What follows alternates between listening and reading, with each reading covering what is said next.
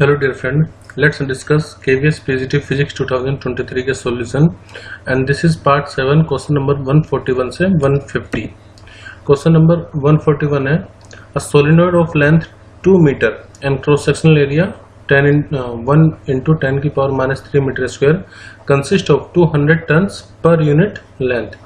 तो हमें फाइंड करना है कि सेल्फ इंडक्टेंस कितना होगा। सेल्फ इंडक्टेंस को हम कैपिटल एल से डिनोट करते हैं, लेकिन पहले मैं आपको बता दूं नंबर ऑफ टर्न्स क्या होता है। देखो दो चीजें इसमें होती है, एक तो टोटल नंबर ऑफ टर्न्स और एक number of turns per unit length. तो जो स्मॉल एन होता है वो होता है number of turns per unit length, number of turns per unit length. और इसको हम कैपिटल एन के टर्म में इस तरह से लिख सकते हैं, एन अपॉन में स्मॉल एल। तो एल लेंथ होगी और कैपिटल एन होगा टोटल नंबर ऑफ टर्न्स। अब जैसे यहाँ पर 200 टर्न्स पर यूनिट लेंथ बोला गया है, तो ये स्मॉल एन की वैल्यू होगी। सेल्फ इंडक्टेंस का जो फॉर्मूला होता है वो होता है म्यू नॉट इंटू में स्मॉल एन इंटू में एल का स्क्वायर इंटू में एरिया। और अगर आपको कैपिटल एन के टर्म में फॉर्मूला लिखना हो तो कैपिटल एन के टर्म में फॉर्मूला होता है म्यू नॉट कैपिटल एन का स्क्वायर इंटू में एरिया अपॉन में लेंथ एल, क्योंकि स्मॉल एन को आप कैपिटल एन अपॉन एल का स्क्वायर रखेंगे तो एन का स्क्वायर आएगा अपॉन में एल। तो अगर आपको क्वेश्चन में स्मॉल एन गिवन है तब तो आप इसका यूज करो, mu not an square L square into में। और अगर इस कैपिटल एन गिवन है यानी कि total number of turns given है तब इसका इस्तेमाल करेंगे म्यू नॉट एन का स्क्वायर इंटू में एरिया अपॉन में लेंथ एल। फिलहाल म्यू नॉट की वैल्यू हमें पता है 4 पाई इंटू 10 की power minus 7। Number of turns हमारे पास है 200, तो इसका हम करेंगे स्क्वायर इंटू में। लेंथ गिवन है 2 मीटर और एरिया गिवन है 2 इंटू 10 की पावर माइनस 3। अब आप ऑप्शन में देखो, ऑप्शन में ना कहीं पर भी मतलब पाई की वैल्यू सोल्व नहीं की गई, तो हम पाई को एज इट इज रखेंगे, बाकी सब सोल्व करेंगे। तो यहाँ से ये आएगा 2 2 4 और 2 का स्क्वायर और 4, तो कम्प्लीटली अगर हम इसको मल्टीप्लाई करें तो ये आएगा 32 पाई और इंटू में 10 की पावर माइनस 6 हेनरी, या फिर आप इसको ऐसे भी लिख सकते हैं 32 पाई माइक्रो हेनरी। तो करेक्ट आंसर होगा ऑप्शन 4। क्वेश्चन नंबर 142 है a 2 metre long metallic rod is rotated with frequency 20 revolution per second about an axis perpendicular to the rod passing through its one end. यानी कि मान लेते हैं कि हमारे पास कोई रोड है और ये इसकी एक्सिस जो उसकी परपेंडिकुलर है। पहले मान लेते हैं कि लेंथ है, ये हमारे पास मेटेलिक रोड जिसकी लेंथ हमें गिवन है 2 मीटर और ये कोई एक्सिस है, मैं इसको आउट ऑफ द स्क्रीन मान के चल रहा हूँ इस तरह से, और ये इसमें रोटेट कर रही है, रोटेशन हो रहा है एक्सटर्नल मैग्नेटिक फील्ड में। The other end of the road is in contact with the circular ring a constant uniform magnetic field. अब यहाँ पर कॉन्स्टेंट मैग्नेटिक फील्ड है जिसकी मैग्नीट्यूड है 0.6 tesla exist in the region parallel to the axis. जो axis है उसके parallel का मतलब है जो मैग्नेटिक फील्ड है, लेट वो मैं इसको इनवर्ट मान के चल रहा हूँ, इनटू द प्लेन है, तो दोनों ही सेम डायरेक्शन में है। हमें फाइंड करना है कि ईएमएफ इंड्यूस कितना होगा between the centre and the ring. अब देखो हमें पता है कि जब भी कोई मेटेलिक रोड है अगर उसको एक्सटर्नल फील्ड में रखे तो उस पर फोर्स लगती है IL क्रॉस B, ठीक है। और जब ये रोटेट कर रही है तो इसमें कुछ फोर्स लगेगी, किसकी वजह से, मैग्नेटिक फील्ड की वजह से, लेकिन जब करंट फ्लो, जब उसमें करंट हो। लेकिन जब हम यहाँ पर खुद से इसको रोटेट करवा रहे हैं तो इसका मतलब ये है कि इसमें फ्लक्स चेंज होगा, फ्लक्स चेंज होने की वजह से इसमें ईएमएफ जनरेट होगा और ईएमएफ जो होता है उसका फॉर्मूला होता है माइनस d∅ अपॉन में dt। हालांकि हम इसका यूज नहीं करेंगे, लेकिन ये मैंने आपको बताया हुआ है कि अगर करंट फ्लो होता तब हम इसका इस्तेमाल कर सकते थे फोर्स निकालने के लिए। अगर आपको ईएमएफ फाइंड करना है तो वो होता है rate of change of flux with respect to time. लेकिन इस केस में जब ये रोटेट कर रही है तो इसका ईएमएफ का एक डायरेक्ट फॉर्मूला जो हम यहाँ पर अप्लाई कर सकते हैं वो होता है हाफ BL स्क्वायर इंटू में ओमेगा। तो 1/2 B यानी कि मैग्नेटिक फील्ड हमें गिवन है 0.6, लेंथ गिवन है 2, इसका स्क्वायर। लेकिन ये जो रिवोल्यूशन पर मिनट है ओमेगा 20 रिवोल्यूशन पर मिनट, इसको हमें चेंज करना होगा रेडियन पर मिनट में। वो कैसे चेंज करेंगे, तो एक कंप्लीट 360 डिग्री में 2 पाई रेडियन होता है, तो हम इसमें मल्टीप्लाई कर देंगे 2 पाई की, तो ये आ जाएगा रेडियन पर सेकेंड, यानी ये हो जाएगा 40 पाई। तो यहाँ पर ओमेगा की वैल्यू होगी 40 इंटू में पाई। फिर से आप देखो कुछ ऑप्शन में पाई है कुछ में नहीं है, तो हम पाई की वैल्यू सोल्व नहीं करेंगे, यानी कि पाई वाला ही कोई एक आंसर होगा, या तो 12 या फिर मतलब 12 या 48। अब देखो इसको सोल्व कर लेते हैं। तो जब आप इसको सोल्व करेंगे ये हो जाएगा 20 इंटू 4 यानी कि 80 और 0.6 48, तो ये आ जाएगा 48 पाई वोल्टेज, यानी कि करेक्ट आंसर होगा ऑप्शन 4। क्वेश्चन नंबर 143 है साइनसॉइडल वोल्टेज पीक वैल्यू में वोल्टेज की दे रखी है, यानी कि मैं इसको V नोट मान लेता हूँ। तो ये हमारे पास है 141 वोल्ट और फ्रीक्वेंसी है 50 हर्ट्ज। इसको हम अप्लाई कर रहे हैं LCR में, जिसमें आपको R, XL और XC की वैल्यू गिवन है। तो पूछा है कि पावर डिसिपेट कितनी होगी सर्किट में और पावर फैक्टर कितना होगा। तो देखो पहले मैं आपको बता दूं पावर का फॉर्मूला क्या होता है। आपने पावर का जनरल फॉर्मूला पढ़ा होगा, P इक्वल टू VI या फिर I स्क्वायर R या फिर V स्क्वायर अपॉन में R। जनरल जो फॉर्मूला होता है अल्टरनेटिंग करंट अगर फ्लो कर रहा है तभी के लिए हम इसको लिखते हैं VRMS इंटू में IRMS इंटू में cos फाई। लेकिन अगर आपको इसको, क्योंकि हमें पी की वैल्यू दी हुई है वोल्टेज की, तो पी के टर्म में VRMS इक्वल टू होता है peak value of the voltage upon में √2। सिमिलरली IRMS को भी आप लिख सकते हैं I नोट अपॉन में √2। तो V नोट I नोट और √2 कितना हो जाएगा नीचे 2 और cos फाई ही पावर फैक्टर होता है एक्चुअली। तो पहले हमें पावर फैक्टर ही फाइंड करना पड़ेगा पावर निकालने के लिए, क्योंकि यहाँ पर हमें करंट नहीं गिवन है। तो इससे ना हम XL, XC और R से हम इम्पीडेंस फाइंड कर सकते हैं। जो और जैसे फॉर्मूला होता है P equal to V square upon R, तो अल्टरनेटिंग में हम नेट इक्विवेलेंट रेजिस्टेंस को इम्पीडेंस बोलते हैं। तो V naught square upon 2 into Z, ये फॉर्मूला हो जाए जैसे V स्क्वायर अपॉन R है इंटू में cos फाई। तो हमें इम्पीडेंस फाइंड करना होगा, पीक वैल्यू में 141 गिवन है और पावर फैक्टर फाइंड करना होगा cos फाई। अब cos फाई कैसे फाइंड करें, तो देखो मान लेते हैं मैं एक वेक्टर से डिनोट करूं, तो लेट ये रेजिस्टेंस है, ये XL माइनस XC है और ये होगा उसका इम्पीडेंस।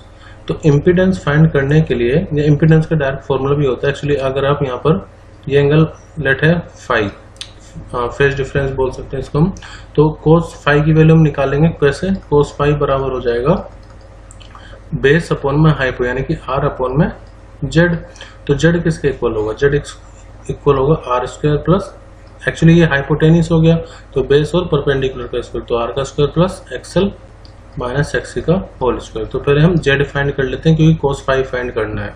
तो इम्पीडेंस आएगा R की वैल्यू कितनी है 3, तो 3 का square plus XL minus XC find करना है, तो XL माइनस XC कितना हो जाएगा 7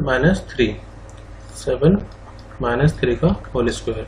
सो it will be equal to 3 का स्क्वायर प्लस 4 का स्क्वायर। तो जब 3 और 4 का होल स्क्वायर करते हैं तो वो आता है 25, ऊपर यहाँ पर ये आएगा 25 और इसका रूट लेंगे तो ये आ जाएगा 5। तो cos फाई की अब हम वैल्यू फाइंड कर सकते हैं। cos फाई की वैल्यू R वैल्यू कितनी है 3 अपॉन में Z की वैल्यू कितनी है 5, तो 3 अपॉन 5 ये आएगा पावर फैक्टर cos फाई। तो 3 अपॉन 5 कितना होगा 0.6। तो इसका मतलब पावर फैक्टर तो हमें पता चल चुका है 0.6 होगा, पावर फैक्टर होगा 0.6। इसका मतलब इसको और इसको तो हटा देते हैं, बचा ऑप्शन 2 और 3। तो अब पावर निकालनी पड़ेगी, तो यहाँ पर वैल्यू पुट करते हैं। V नोट कितनी 141 का स्क्वायर अपॉन में 2 इंटू इम्पीडेंस कितना है 5 और पावर फैक्टर कितना है 0.6, ये 141 है। तो इसको जब आप सोल्व करेंगे PAC, so we will get approximately 1192.86 watt, या फिर इसको अगर हम किलो वाट में लिखें तो किलो वाट में ये अप्रोक्सीमेटली आएगा 1.2 किलो वाट के इक्वल। तो करेक्ट आंसर होगा ऑप्शन 3, यानी कि पावर आएगी 1.2 किलो वाट और पावर फैक्टर होगा 0.6। क्वेश्चन नंबर 144 में हमें कुछ वर्चुअल इमेजेस से रिलेटेड स्टेटमेंट गिवन है और हमें पता करना है कि कौन सा ऑप्शन करेक्ट है। पहला है these can be seen but can not be taken on the screen. तो वर्चुअल इमेज को हम स्क्रीन पे नहीं ला सकते, ये बिल्कुल सही बात है, तो स्टेटमेंट करेक्ट है। सेकंड, दीज आर एफिफेरमल, मतलब शॉर्ट लिव्ड होती है, इसको देखेंगे बाद में। पहले these are always equal in size as that of object. देखो ऐसा नहीं है, हमेशा वर्चुअल इमेज बराबर नहीं हो सकती ऑब्जेक्ट के। अगर हम कॉनकेव मिरर की बात करें या कॉन्वेक्स मिरर की बात करें तो कॉन्वेक्स मिरर में जो इमेज होती है, पहले मैं कॉन्वेक्स का बताता हूँ। कॉन्वेक्स मिरर में जो इमेज होती है वो हमेशा छोटी बनती है और सीधी बनती है, जबकि अगर हमारे पास कॉनकेव मिरर है तो अगर ऑब्जेक्ट फोकस और पोल के बीच में होता है तो इस केस में जो इमेज बनती है वो बड़ी बनती है। लेकिन बन तो कैसी रही है? Virtual image. तो हम ये नहीं कह सकते कि हमेशा वर्चुअल इमेज सेम साइज की बनेगी, तो इसलिए सी स्टेटमेंट हो गई गलत। डी स्टेटमेंट है, this can be formed either using convex और कॉनकेव सरफेस। बिल्कुल सही, जैसे मैंने आपको बताया किसी भी कॉनकेव हो कॉन्वेक्स है, दोनों में ही वर्चुअल इमेजेस बन सकती हैं, तो ये स्टेटमेंट भी सही हो गई। अब अपने ऑप्शन पे चलते हैं। AD only, BC only, ACD और ऑल ABCD ओनली। देखो एक बात तो क्लियर है कि C स्टेटमेंट गलत है, तो ये तो ट्रू नहीं हो सकती। तो जिन जिन ऑप्शन में C आ रहा है ना, पहले उसको हटा देते हैं। जैसे इसमें C आ रहा है, इसको हटाओ, इसमें C आ रहा है, इसको हटाओ, इसमें भी C आ रहा है, इसको भी हटा दो। तो कुल मिलाकर के हमारे पास एक ही ऑप्शन बचा। इसका मतलब ये है कि A और D स्टेटमेंट करेक्ट है, A स्टेटमेंट करेक्ट है और D स्टेटमेंट भी सही है। तो सी ऑप्शन को रिमूव, मतलब सी स्टेटमेंट क्योंकि गलत है उसी से हमने 3 ऑप्शन हटा दिए, हमारे पास करेक्ट आंसर आ गया 1। क्वेश्चन नंबर 145 है, हमें एक डायग्राम गिवन है, इसमें यह है होलो लेंस जो कि थिन लेंस से बना हुआ है, उसका रिफ्रैक्टिव इंडेक्स है 1.5, कैन बी फिल्ड विद। अब इसके अंदर हम एयर फिल कर सकते हैं, वाटर फिल कर सकते हैं और CH2 फिल कर सकते हैं, जिसका रिफ्रैक्टिव इंडेक्स हमें गिवन है। Which of the following thought में be adopted if the lens to be used as the divergent lens for light beam that is incident parallel to the principal axis of the lens. यानी कि हमें इसको divergent lens की तरह ही behave करवाना है। तो देखो अगर मान लीजिए आप किसी लेंस को किसी लिक्विड में इमर्स कर रहे हो, तो हो सकता है कि उसका जो बिहेवियर है वो चेंज हो जाए। यानी कि हो सकता है कॉन्वेक्स कॉनकेव की तरह बिहेव करने लगे, कॉनकेव कॉन्वेक्स की तरह बिहेव करने लगे। पहले मैं आपको बता देता हूँ, डाइवर्जेंट का मतलब होता है कॉनकेव लेंस, ठीक है। अगर मान लीजिए रिफ्रैक्टिव इंडेक्स लिक्विड का ज्यादा है रिफ्रैक्टिव इंडेक्स ऑफ लेंस से, या उस मीडियम का ज्यादा है जिसमें उसको इमर्स कर रहे हैं, तो ऐसे में जो नेचर होगा वो चेंज हो जाएगा। यानी कि कॉन्वेक्स कॉनकेव की तरह बिहेव करेगा, मतलब लेंस में लिख रहा हूं, और कॉनकेव कॉन्वेक्स की तरह बिहेव करेगा। और अगर ऐसा नहीं है तो कॉनकेव कॉनकेव ही रहेगा, कॉन्वेक्स कॉनकेव ही रहेगा। यानी कि रिफ्रैक्टिव इंडेक्स अगर लेंस का ही ज्यादा है रिफ्रैक्टिव इंडेक्स ऑफ लिक्विड्स है, तब बिहेवियर में चेंज नहीं आएगा। अब ऑप्शन पढ़ते हैं। पहला, the lens is filled with the water and immerse in air. देखो वाटर का रिफ्रैक्टिव इंडेक्स कितना है, वाटर का रिफ्रैक्टिव इंडेक्स है 1.33 और एयर का तो 1 होता है। CH2 का रिफ्रैक्टिव इंडेक्स कितना है, वो है 1.60 और यहाँ पर है एयर 1। CH2 का 1.60 और ये वाटर का 1.33, फिर यहाँ पर वाटर का 1.33 और इसका CH2 का 1.60। अगर आप पहले के 3 ऑप्शन देखो तो इसमें जो लेंस फिल कर रहे हैं, मतलब लेंस में जो भी चीजें फिल कर रहे हैं, उसका रिफ्रैक्टिव इंडेक्स उस मीडियम से ज्यादा है जिसमें वो रखा हुआ है, जैसे यहाँ पर भी और यहाँ पर भी। लेकिन ऑप्शन 4 डिफरेंट है, the lens is filled with water and immerse in CH2। यानी कि यहाँ पर वाटर का रिफ्रैक्टिव इंडेक्स CH2 से कम है। तो अब अगर आप सीधा ऑप्शन देखो आपको कोई एक ऑप्शन चूज करना है। ये तीनों स्टेटमेंट, ये तीनों ऑप्शन एक ही चीज को रिप्रेजेंट कर रहे हैं कि उसका जिस मटेरियल में, जो मटेरियल लेंस के अंदर डाला जा रहा है उसका रिफ्रैक्टिव इंडेक्स ज्यादा है, ठीक है। तो इन तीनों में एक ही बात निकल के सामने आ रही है, एक ही कंक्लूजन है, जबकि 4th स्टेटमेंट डिफरेंट है। तो हमारा करेक्ट आंसर होगा ऑप्शन 4 कि अगर हम वाटर में इमर्स कर, मतलब वाटर फिल कर रहे हैं और इमर्स कर रहे हैं CH2 में, तो जो लेंस होगा वो डाइवर्जेंट की तरह बिहेव करेगा। तो यहाँ पर भी हम ऑप्शन से ही चूज कर सकते हैं कि करेक्ट आंसर क्या होगा। क्वेश्चन नंबर 146 है, L1 and L2 are two plano convex lens of material refractive index mu1 and mu2. The radii of curvature of curved surface are C and 2C. The two lenses are put in contact to form a biconvex lens. The refractive index हमें find करना है कि कितना होगा। देखो पहले हमारे पास 2 lens ले लेते हैं प्लेनो कॉन्वेक्स, तो एक ही हो गया। लेट ये है L1 जिसका रिफ्रैक्टिव इंडेक्स है mu1 और जिसका रेडियस ऑफ कर्वेचर है C। और एक और लेंस लेते हैं, मतलब ये इक्वल साइज का ही होगा, ये L2, रिफ्रैक्टिव इंडेक्स इसका mu2 और इसका जो रेडियस ऑफ कर्वेचर है वो है 2C। अब बाद में इसको एक साथ कंबाइन कर रहे हैं, मतलब कि अब हमारे पास डबल कॉन्वेक्स लेंस मिल जाएगा। तो ये जो डबल बाई कॉन्वेक्स लेंस है, बाई कॉन्वेक्स लेंस, अगर इसका रिफ्रैक्टिव इंडेक्स म्यू है तो हमें फाइंड करना होगा कि म्यू की वैल्यू म्यू1 और म्यू2 के टर्म में कितनी होगी। देखो पहले मैं आपको बता देता हूँ, जैसे अगर आपके पास दो अलग अलग लेंस है और उनकी फोकल लेंथ लेते हैं f1 और f2, तो जब आप उसको क्लोजली कंबाइंड करेंगे तो जो इक्विवेलेंट फोकल लेंथ है उसका फॉर्मूला हो जाता है 1/f1 प्लस 1/f2। तो इसका मतलब ये हुआ कि पहले हमें f1 और f2 फाइंड करना होगा ताकि हम फाइंड कर सकें म्यू कितना होगा। दूसरा, अगर मैं लेंस फॉर्मूला की बात करूं तो लेंस मेगर फॉर्मूला वो होता है 1/f equal to mu minus 1/r1 minus 1/r2।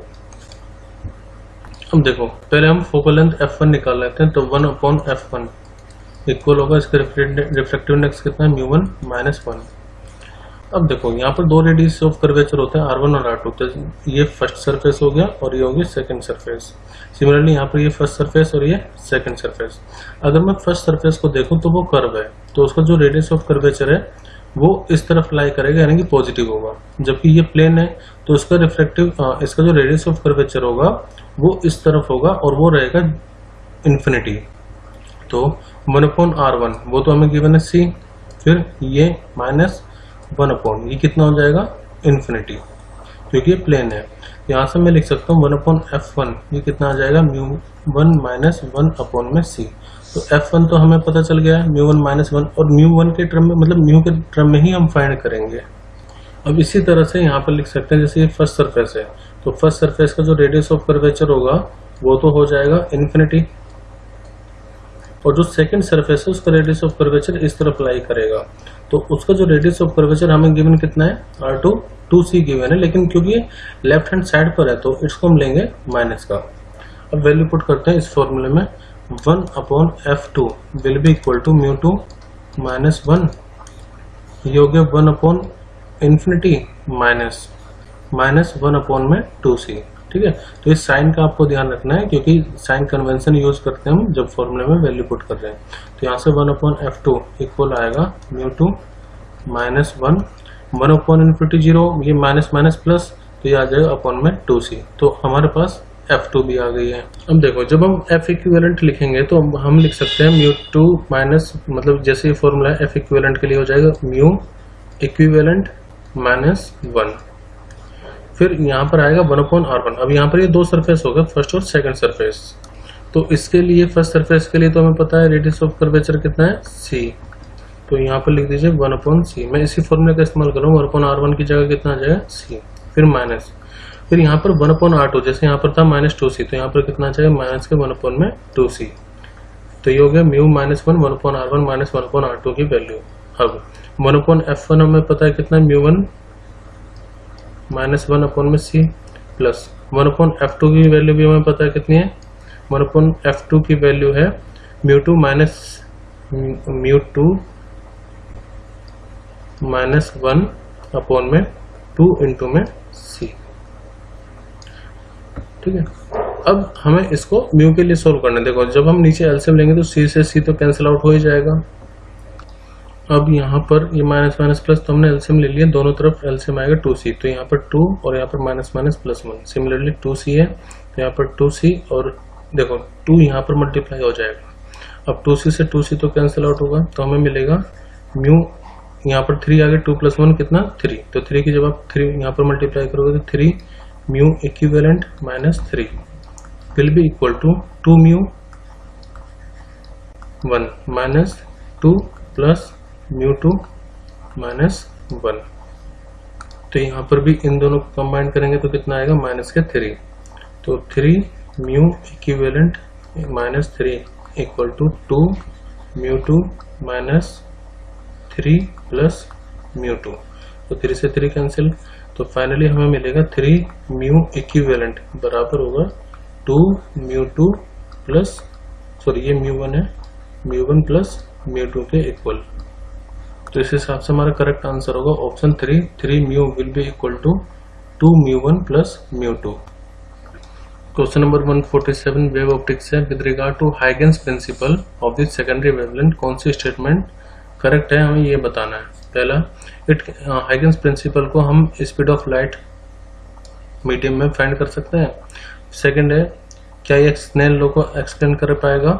It can be used to find out subsequent position of the wave front. देखो, हम स्नेल्स लॉ से लॉ ऑफ रिफ्लेक्शन दोनों प्रूव कर सकते हैं। तो इसका मतलब ये तो स्टेटमेंट सही है कि ये स्नेल्स लॉ को एक्सप्लेन कर पाएगा। अब जब स्टेटमेंट बी सही तो ऑप्शन 1 हटा देते हैं, ठीक है। दूसरा, हम स्पीड ऑफ लाइट फाइंड नहीं कर सकते इसके लिए, मतलब इसका इस्तेमाल करके स्पीड ऑफ लाइट फाइंड नहीं कर सकते हैं। तो इसका मतलब ये ऑप्शन और ये ऑप्शन भी हट गया, क्योंकि ए स्टेटमेंट तो गलत है। तो बचा हमारे पास ऑप्शन 2 कि हम उसको स्नेल्स लॉ के लिए, स्नेल लॉ प्रूफ करने के लिए, एक्सप्लेन करने के लिए यूज कर सकते हैं। दूसरा, हम पोजीशन फाइंड कर सकते हैं वेव फ्रंट की। तो इसका मतलब ऑप्शन 2 करेक्ट होगा, B and C only. Question number 148 है, 3 nuclei XYZ have mass number A1, A2 and A3. The binding energy of XYZ given E1, E2 और E3. Arrange the nuclei in increasing order of stability. पहले मैं आपको ये बता देता हूँ कि स्टेबिलिटी किस तरह से बाइंडिंग एनर्जी पर डिपेंड करती है। तो आप इस स्टेटमेंट को ध्यान रखें, nuclei with higher binding energy are more stable, यानी कि जिसकी बाइंडिंग एनर्जी सबसे ज्यादा होगी वो सबसे ज्यादा स्टेबल होगा। और हमें अरेंज करना है इंक्रीजिंग ऑर्डर ऑफ स्टेबिलिटी। तो यहाँ पर हमें गिवन है कि E2 और E1 दोनों बराबर हैं, दोनों की बाइंडिंग एनर्जी इक्वल है, लेकिन E3 ग्रेटर है E1 से। इसका मतलब यहाँ पर ये हुआ कि E3 जो है हैज दी हायर या हाईएस्ट बाइंडिंग एनर्जी। E3 की हाईएस्ट बाइंडिंग एनर्जी है। तो जब E3 की हाईएस्ट बाइंडिंग एनर्जी है, इसका मतलब ये होगा कि जो Z होगा वो हाईली स्टेबल होगा, या हाईएस्ट, यहाँ पर तीनों में कंपेयर करें तो हाईएस्ट स्टेबल होगा। तो इसका मतलब ये है कि इंक्रीजिंग ऑर्डर में आप लिखते हो तो सबसे बाद में कौन आएगा? Z। तो ऑप्शन में देखो सबसे बाद में Z कहाँ पर आ रहा है, इसमें नहीं आ रहा है, इसमें भी नहीं आ रहा है। तो बचा हमारे पास ऑप्शन फर्स्ट और सेकंड। अब ये तो पता चल गया कि Z हाईएस्ट होगा स्टेबिलिटी में। अब X और Y को कंपेयर करेंगे कि इन दोनों में से कौन ज्यादा स्टेबल होगा। तो बाइंडिंग एनर्जी क्या होती है? वो एनर्जी जो न्यूक्लियस के अंदर न्यूक्लियन को बांध के रखें। अब हम कंपेयर करेंगे binding energy per nucleon, binding energy per nucleon, और ये हम कंपेयर करेंगे X और Y के बीच में। देखो, बाइंडिंग एनर्जी अगर हम E1 यहाँ पर आ जाएगा, ये A1, और ये हो गया फर्स्ट पार्ट X के लिए, या EX भी आप लिख सकते हैं इसको। और Y के लिए अगर हम लिखेंगे तो Y के लिए हो जाएगा E2 अपॉन में A2, या आप Y भी लिख सकते हैं। अब आप देखो, E1 और E2 ये दोनों तो इक्वल है, तो बाइंडिंग एनर्जी पर न्यूक्लियन ज्यादा किसकी होगी? जिसका A यानी कि एटॉमिक मास नंबर ज्यादा होगा, उसकी बाइंडिंग एनर्जी कम होगी। अब क्योंकि क्वेश्चन में गिवन है कि A2 ज्यादा है A1 से, जब A2 ज्यादा है A1 से तो इसका मतलब ये हुआ कि जो बाइंडिंग एनर्जी होगी Y की, बाइंडिंग एनर्जी ऑफ Y, क्योंकि A2 ज्यादा है तो बाइंडिंग एनर्जी Y की कम होगी of the binding energy of X के कंपेरिजन में। तो अब हम ये लिख सकते हैं कि सबसे कम बाइंडिंग एनर्जी होगी Y की, उसके बाद X की, और उसके बाद Z की। तो ये हो गया इसका इंक्रीजिंग ऑर्डर, यानी कि करेक्ट आंसर होगा ऑप्शन 2। तो क्योंकि बाइंडिंग एनर्जी यहाँ पर इक्वल थी X और Y की, तो हमने एटॉमिक मास नंबर को compare. Question number 149, a point light source O is placed between two plane mirror at a distance of 0.2 x from mirror A.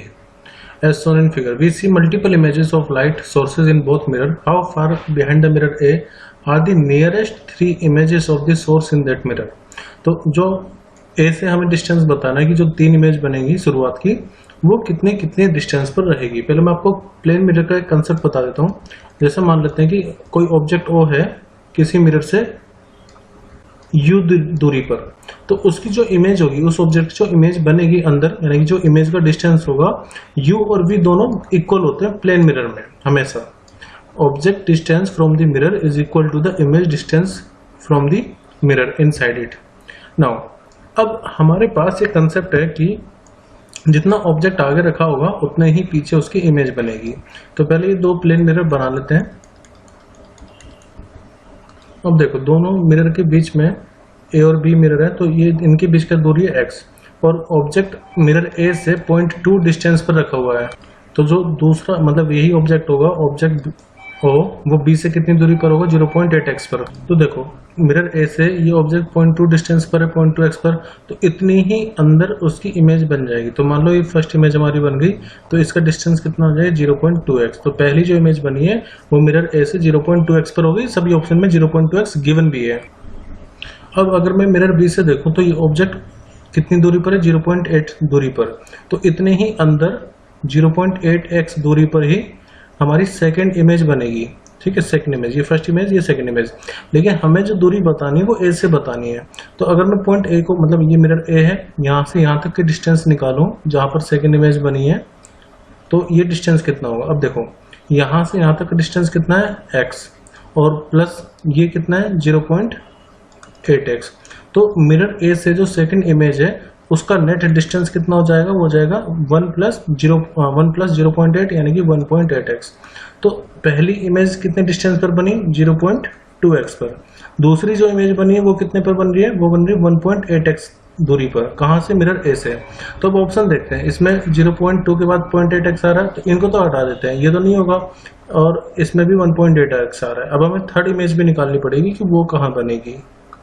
अभी जो फर्स्ट इमेज है ये एक ऑब्जेक्ट की तरह काम करेगी मिरर बी के लिए। अभी हमने ए का देखा, फिर बी का देखा ओ के लिए। अब यहाँ पर आ जाओ, ये जो फर्स्ट इमेज है ये ऑब्जेक्ट की तरह काम करेगी। तो ये देख लो कि ये मिरर बी से कितनी दूरी पर है।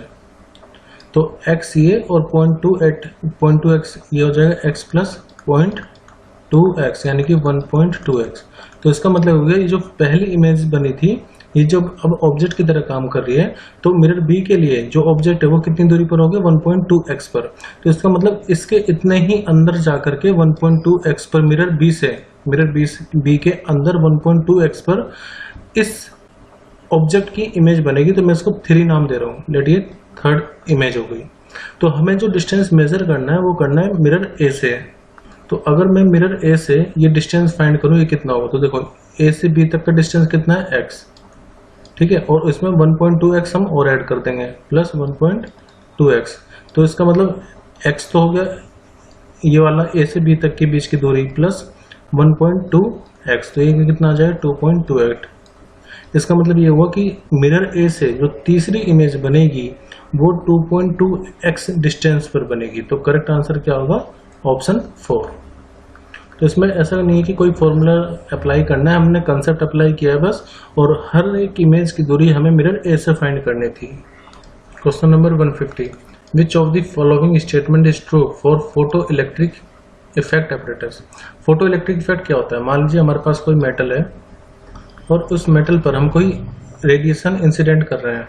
जब ये रेडिएशन आएगा ये इंटरेक्ट करेगा इलेक्ट्रॉन के साथ, और अगर इंसिडेंट एनर्जी फोटोन की वर्क फंक्शन से, वर्क फंक्शन को आप W0 से डिनोट कर सकते हैं, अगर इंसिडेंट एनर्जी फोटोन की ज़्यादा है वर्क फंक्शन से, तो जब ये इलेक्ट्रॉन बाहर आएंगे इनमें कुछ काइनेटिक एनर्जी भी रहेगी। जो फोटो इलेक्ट्रिक इफेक्ट है वो उसकी जो इक्वेशन होती है वो कंजर्वेशन ऑफ एनर्जी पर बेस्ड होती है। तो इंसिडेंट एनर्जी दो जगह यूज होती है, एक तो वर्क फंक्शन करने में, दूसरा काइनेटिक एनर्जी को सप्लाई करने में। अब इसमें जो एपरेटस होता है, तो हमारे पास इक्वेशन है S nu equal to S nu naught, ये वर्क फंक्शन को हम एस न्यू नोट भी लिख सकते हैं, और ये प्लस काइनेटिक एनर्जी। देखो जब हम फोटोन इंसिडेंट करवा रहे हैं मेटल प्लेट पर, तो ये इलेक्ट्रॉन एनोड की तरफ मूव करेंगे। इनको स्टॉप करने के लिए हमें एक नेगेटिव पोटेंशियल अप्लाई करना पड़ता है, जिसको हम बोलते हैं स्टॉपिंग पोटेंशियल। तो यहाँ पर फर्स्ट ऑप्शन है the stopping potential for a given photo sensitive material is independent of the frequency. तो अगर देखो काइनेटिक एनर्जी यहाँ पर Q इंटू वी नोट के बराबर होगा, मतलब जितना ज्यादा पोटेंशियल आप अप्लाई करेंगे उतनी ज्यादा काइनेटिक एनर्जी होगी। तो मैं इसको इस तरह से लिख सकता हूँ S nu equal to S nu naught plus Q into में पोटेंशियल। तो पोटेंशियल की इक्वेशन क्या हो जाएगी, वो हो जाएगी H nu minus S nu naught upon में, या फिर 1/Q लिख सकते हैं। तो यहाँ पर जो पोटेंशियल होगा वो कहीं ना कहीं फ्रीक्वेंसी पर डिपेंड करेगा, इंडिपेंडेंट नहीं रहेगा। जो स्टॉपिंग पोटेंशियल है वो डिपेंड करेगा कि इंसिडेंट फ्रीक्वेंसी कितनी है। जितनी ज्यादा इंसिडेंट फ्रीक्वेंसी होगी उतना ज्यादा ही स्टॉपिंग पोटेंशियल हमें अप्लाई करना पड़ेगा। तो इसका मतलब हमें ट्रू स्टेटमेंट चाहिए थी, ये तो ट्रू नहीं हुई। सेकंड स्टेटमेंट पे चलते हैं, the saturation current for a given photosensitive material is independent of the frequency of the incident radiation. देखो फोटो इलेक्ट्रिक इफेक्ट में ये होता है कि एक इलेक्ट्रॉन आकर के एक फोटोन आकर के एक इलेक्ट्रॉन के साथ इंटरेक्ट करेगा, तो जितने ज्यादा फोटोन होंगे उतना ज्यादा इंटरेक्शन होगा, उतना ज्यादा नंबर ऑफ इलेक्ट्रॉन बाहर निकलेंगे। इंटेंसिटी क्या होती है? इंटेंसिटी होती है कि कितने number of photons per unit area per unit time में आकर के गिर रहे हैं। तो अगर ज्यादा इंटेंसिटी होगी तो ज्यादा इलेक्ट्रॉन बाहर आएंगे, यानी कि जो ज्यादा इलेक्ट्रॉन बाहर आने का मतलब करंट भी ज्यादा होगा। तो अगर हम ग्राफ बनाए इंटेंसिटी और फोटो इलेक्ट्रॉन्स या करंट कह सकते हैं हम, यहाँ पर मैं इंटेंसिटी ले रहा हूं, इंटेंसिटी, और यहाँ पर फोटो इलेक्ट्रिक करंट।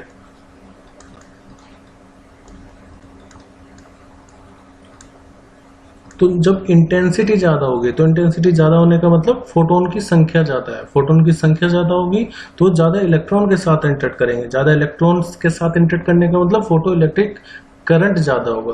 तो जो फोटो इलेक्ट्रिक करंट है वो इंटेंसिटी पर डायरेक्टली डिपेंड करता है, वो इस पर डिपेंड नहीं कर रहा कि फोटोन्स की एनर्जी कितनी है, फोटोन्स की फ्रीक्वेंसी कितनी है। तो सेकंड स्टेटमेंट बोला है the saturation current for a given photo sensitive material is independent of the frequency of the incident radiation. तो ये स्टेटमेंट बिल्कुल सही है। सैचुरेशन करंट फ्रीक्वेंसी पर डिपेंड नहीं करेगा, सैचुरेशन डिपेंड करेगा इंटेंसिटी पर। तो इसका मतलब हमें ट्रू स्टेटमेंट चाहिए थी, तो यही अपना आंसर करेक्ट होगा। बाकी थर्ड और फोर्थ भी देख लेते हैं। On bombarding radiation on photo sensitive material the photo electric emission process take place with a time of, देखो इसमें कहा है कि जो टाइम लेग होगा वो 1 सेकंड का होगा। जब इलेक्ट्रॉन आए, मतलब फोटोन आए और वो इंटरेक्ट करेंगे इलेक्ट्रॉन के साथ, तो उसमें कुछ टाइम लेग होगा, जबकि टाइम लेग नहीं होता है फोटो इलेक्ट्रिक इफेक्ट में, कोई भी टाइम लेग नहीं होता है। जो पूरा प्रोसेस होता है वो साइमल्टेनियसली होता है, इंस्टेंटेनियसली। तो थर्ड स्टेटमेंट भी फॉल्स हो गई। फिर fourth, the cut off frequency of incident radiation is same for all the photo sensitive material. देखो ऐसा नहीं है, ये जो कट ऑफ फ्रीक्वेंसी है मेटल पर डिपेंड करता है, अलग अलग मेटल की अलग अलग कट ऑफ फ्रीक्वेंसी होती है। तो ये स्टेटमेंट भी हो गई फॉल्स। तो यहाँ पर करेक्ट आंसर होगा ऑप्शन 2।